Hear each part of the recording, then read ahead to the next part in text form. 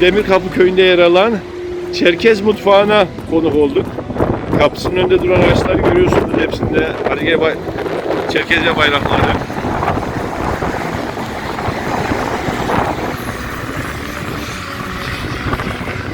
Kış ayı olması nedeniyle biraz serin, yağmurlu bir güne denk geldik.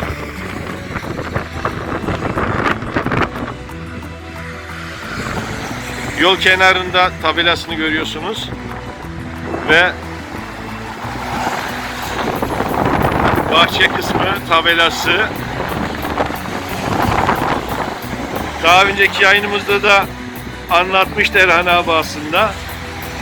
Burada yaz aylarında masalar falan kuruluyor. Şimdi tabii gördüğünüz gibi kış günü burada masa falan olmuyor. Ve tesisimizin girişi, afişler var. Zinet satış noktası şeklinde tabelamız da var. Menüler var. Bu şekilde. Erhan abi merhabalar. Selamünaleyküm. Hoş geldin. Hoş bulduk abi. Şöyle giriş yapalım. İçeri girdik şu anda değerli izleyiciler. Gördüğünüz gibi duvarda haritalar, resimler, afişler, saatimiz var. Ve burada el emeği, göz nuru, yerel gıdalardan yapılmış reçel gibi ürünler var. Şunlar salça herhalde.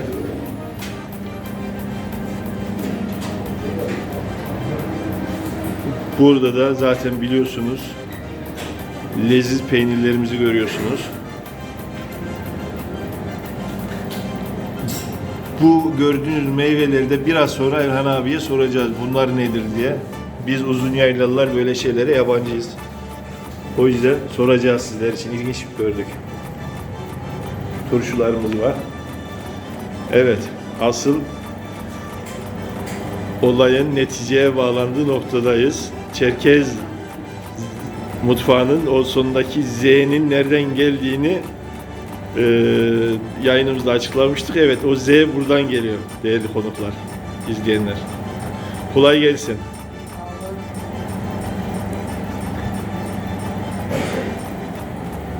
Bugün makas yiyeceksiniz. Halva yok. Misafir umduğunu değil, bulduğunu yer diye bir söz var Anadolu'da. Evet. Biz de o şekildeyiz. Bugün makas.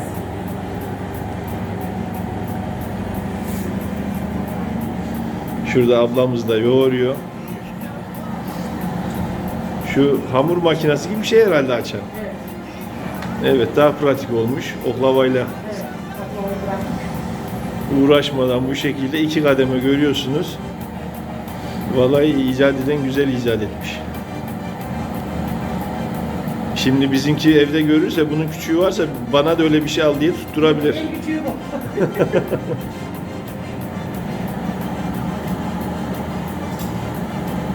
Birkaç kere geçirdikçe inceliyor, ilginç.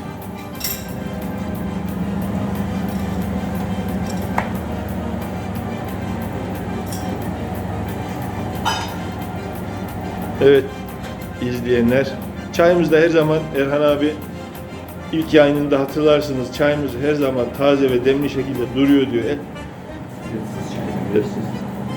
Çaylar şirketten diye uyarıyor Erhan abi. Çayımız ücretsizdir diyor. Burada da kitaplar var. FK 1864'ün bayrağı da var. Evet. Erhan abi, ben kaba saba da olsa şöyle uzaktan bilgiler vermeye çalıştım. Merhabalar abi öncelikle. Buraya kadar gelmişken seni görmeden olmazdı ama teşekkür ederim. Bizi ağırladın, bu şekilde davet ettin. Allah razı olsun diyorum abi. Sağ olun, siz de sağ olun. Biraz yayınımız tekerrür gibi olacak ama burada kitaplar falan var. Bize biraz mekanı tanıt Erhan abi. Kitaplarımız burada Çerkez diliyle ilgili öğrenmek istediğiniz her türlü bilgiye ulaşabilirsiniz burada. Alfabelerimiz var, sözlüğümüz var. Dil öğrenmek için burada yeterli kitabımız, dokümanımız var. Bunlar da Çerkez yazarlarımızın kitapları. İşte Şahin kitapları, Erguz'un kitabı, Erguz Aksoy'un 1864, Ayça'nın kitabı var, Ayça Akçı'nın, Sürgüname var, Nail Servet'in Tarzı Yaşar. Bu tür Çerkez yazarlarımızın kitaplarını bulunduruyoruz. Onlardan istiyorum, okuyucularımıza daha kolay ulaşmasını sağlıyorum. Burada dağıtımını yapmaya çalışıyorum. Bu şekilde kitaplarımızda... Yani satın almak isteyen olursa satılıyor burada. Tabii satıyoruz, yazarlarımıza yardımcı olmaya çalışıyoruz. Evet. Bir de şu kısmı sorayım. Malum Mole Video yerel gıdaları seven bir video. Öyle diyeyim. Bunlar nedir Erhan abi? Biraz şöyle anlatırsan abi hemen bunlar da. Bunu yine bir Çerkez arkadaşımızın ürettiği biber salçası. Bunu özel kendi yaptığımız turunç reçeli. Burada çok fazla bulunmaz. Akdeniz'den getirtiyoruz turunçları ya kendimiz yapıyoruz. Bu acı biber, özel bir biberdir. Pazarda bulunmaz. Kendimiz üretiyoruz. Bu Demirkapı Köyü'nün üzüm bağlarından yapılmış olan üzüm pekmezi. Kendi arkadaşlarımız yapıyorlar. Burada yabancı ürün yok. Yine turunç reçeli. Balımız var. Köyümüzün de üretilen ballardan balda bulunuyoruz. Tamamı organik. Bunları halka ulaştırmaya çalışıyoruz. Köyümüzün üreticilerine de yardımcı olmuş oluyoruz bu vesileyle. Evet. Şimdi değerli izleyenler, şurada ben değişik bir şey gördüm. Bunu özellikle biraz sonra size anlatacağız. Bilmiyorduk, öğrenmiş olduk. Mole Video'da az sonra bunu da izleyeceksiniz. Buraya gelince Erhan abi mekanı tanıtırken biraz önce dediğim gibi değişik meyveler gördüm. Tam onlara bakarken sen bunları biliyor musun Levent dedi. İlk başta şunu getirdim. Tabii biz uzun yaylalılar ormanın içinde birçok ürünü, meyveyi, ağacı, yeşilliği bildiğimiz için Erhan abi gitmedi herhalde. O yüzden böyle biraz bilmediği için abartayım. Portakal dedim, mandalin dedim ama bakalım sizler ne diyeceksiniz. İlk başta şöyle göstereyim. Şöyle.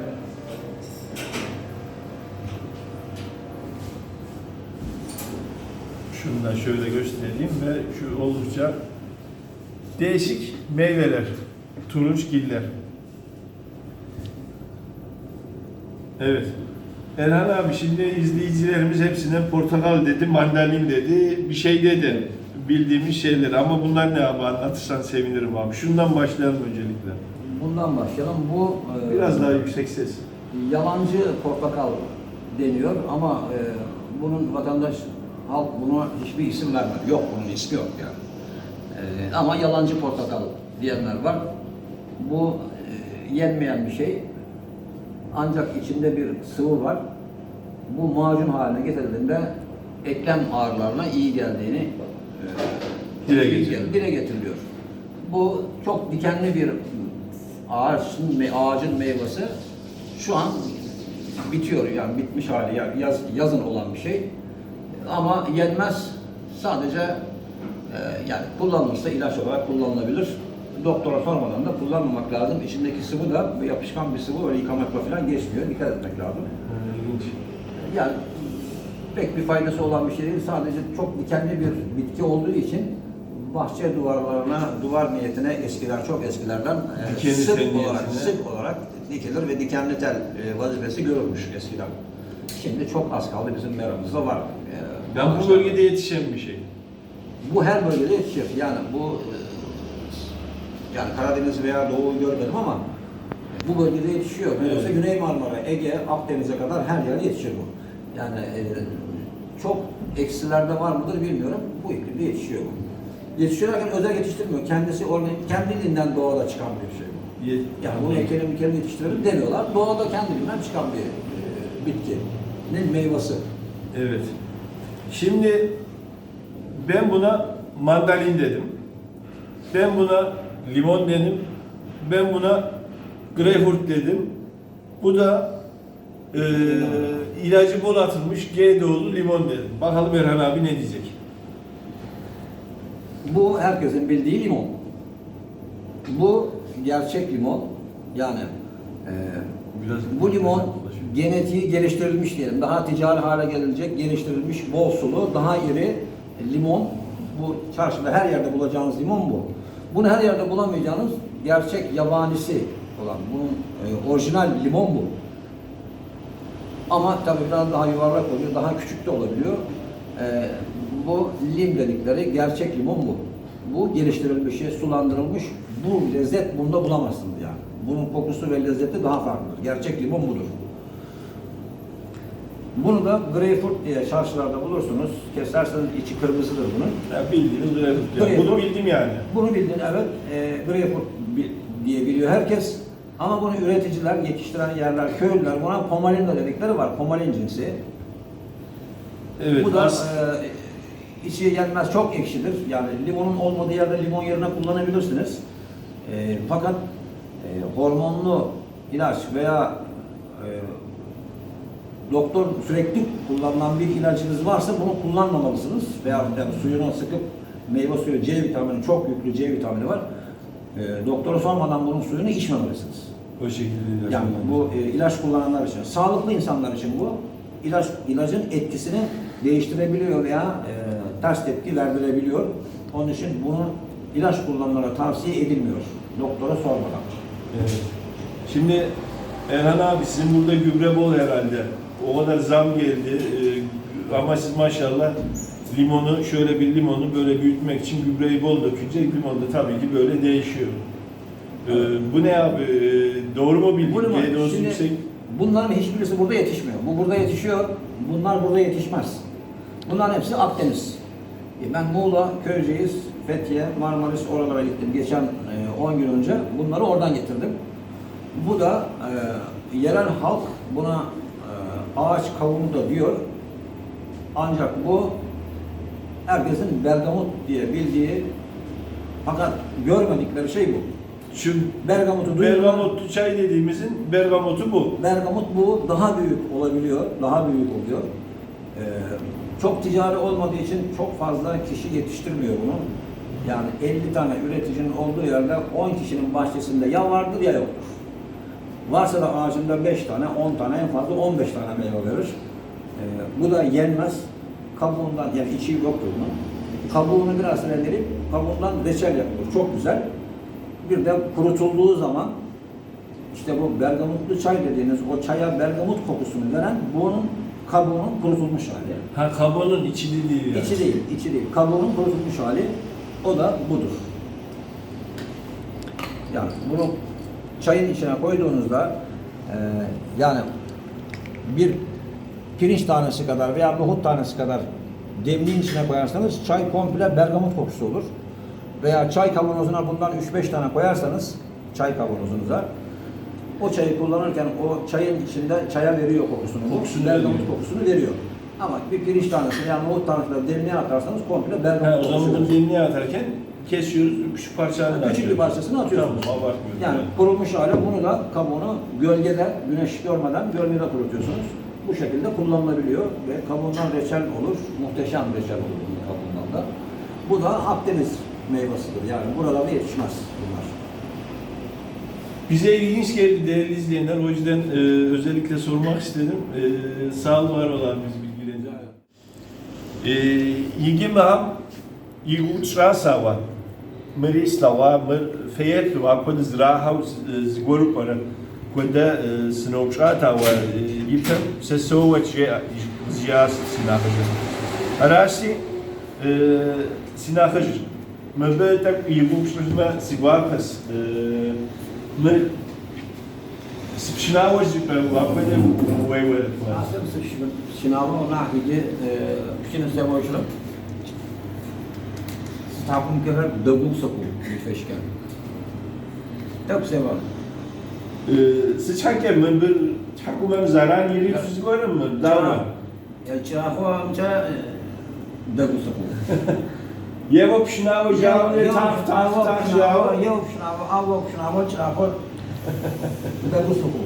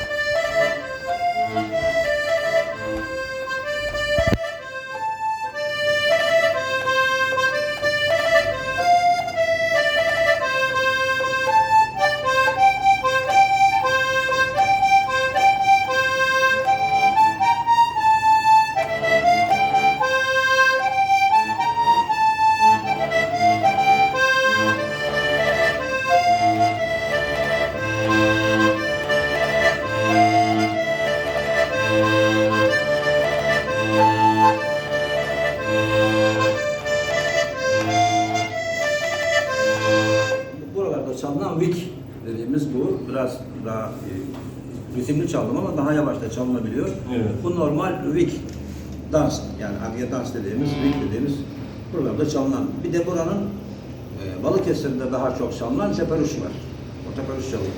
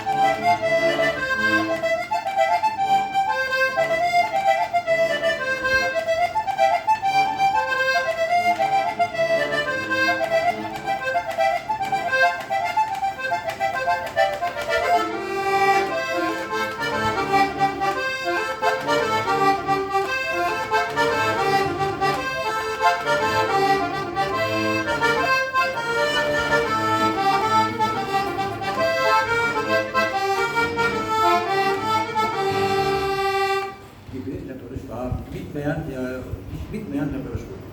Yani 2 saat, 3 saat çalarsın, makamdan makama geliyorsun. Hiçbir Sabaha kadar sabaha duyuyor. kadar teperuş var. Otur, işte ben çalıyorduk ama artık fazla çalmıyorum yani. Taraz bu abi. Artık gençlere bıraktık. Oğlum çalıyor artık.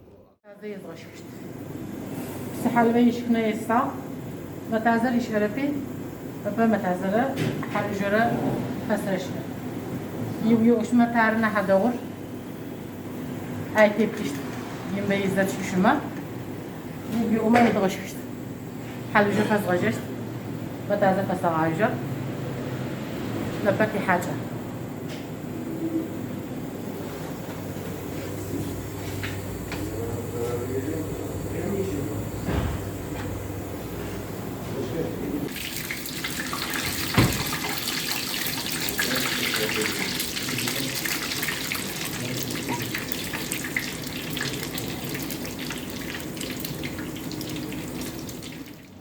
Nige yipen program çırat yiyev detlat şkin ham laqum ham haluş ham şelama ham koypılıcım nige mübines akvakit harazı bu mukode ana ya hazırası ya bu ham depmus di halal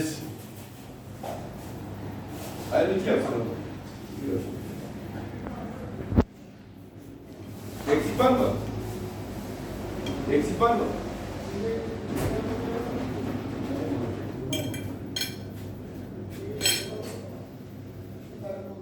D'si yapıyor bunu işte. bunun içindeki malzeme özel bir malzeme dedin herhalde. Çok özel. Sadece bizde olan bir malzeme başka yerde bulmak mümkün değil. Mümkündür belki ama söylersem bulurlar. Söylemem çünkü şu kalitedeki, şu lezzeti başkasının yakalaması mümkün değil. Yakalamasınlar diye de söylemiyorum içindeki malzemeyi. Evet.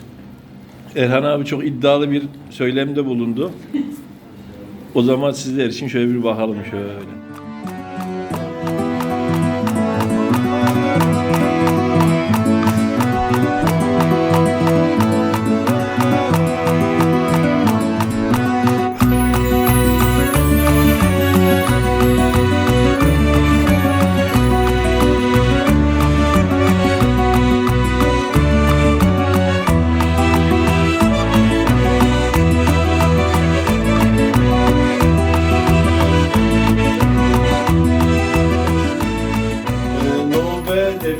Vajem de quas netinim def ferif savas feltas ama demir kapı vajem Demir kapı koyacağım ya diye bizler sığmışlar şu an getirip bize zoa. Abi hoşke mukode Balıkesir gayet desu. Balıkesir şipso değil tapol kenge diskozamet guapes. Cidden vakıda değişik nakış hamdeydi kakvas mukode ya haşka duhas ya şey hal defas divamşeras. Abşhakke diskozar sigvapa khas. Tabii ki Diyanet Fakır'ından zamanınızı aldık. Çok teşekkür ederim. Estağfurullah. Memnun oldum bu şekilde. Estağfurullah. Bekleriz her zaman. Sadece Gafet Federasyonu'nun toplantılarında değil, burada da böyle bir görüşme. Biz hep Ankara'da bir araya geliyorduk ama şimdi Balıkesir'de bir araya geldik. Biz de çok mutlu olduk. Ziyaretlerinden dolayı teşekkür ederiz. Çok selamlar. Daha görüşeceğiz. 19'una kadar buradasınız. Daha görüşeceğiz. İnşallah, inşallah sağ olun.